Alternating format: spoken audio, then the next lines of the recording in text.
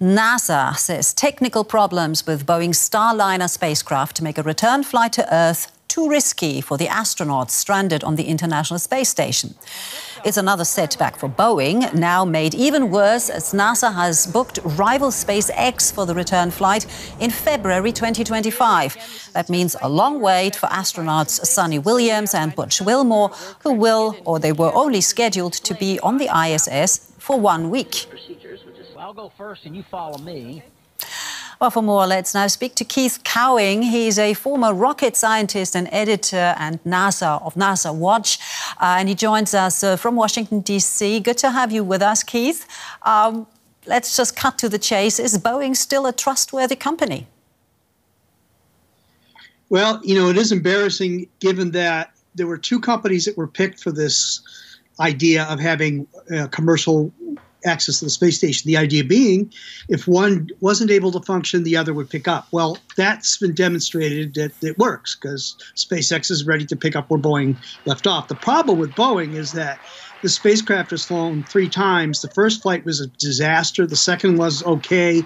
And the third one, it's not safe enough for the crew to come home in. So you got to ask yourself, at what point does, as we would say here, NASA fish or cut bait?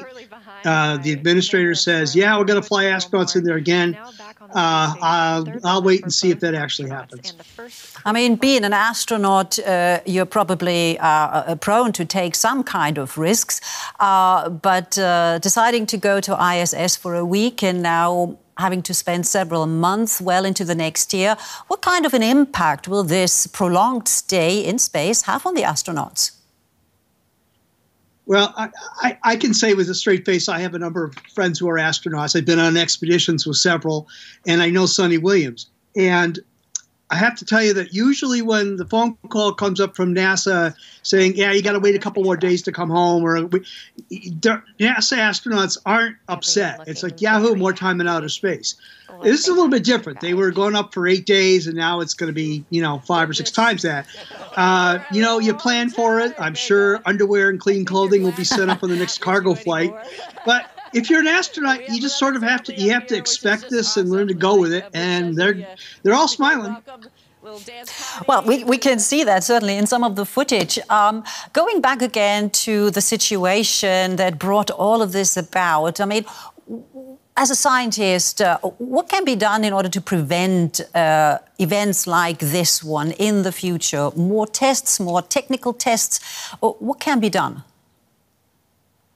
Yeah, the problem here, unfortunately, is that the way this spacecraft that we're talking about, the Boeing Starliner, it has, and I'm just going to grab something from my desk, 2 pieces. The front part is where the crew is, the capsule. This comes home to Earth.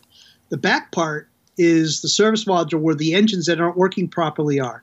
The problem is that it's docked to the space station, and they're guessing what's wrong by testing the back. But this burns up when it comes back to Earth, so they'll never get it back.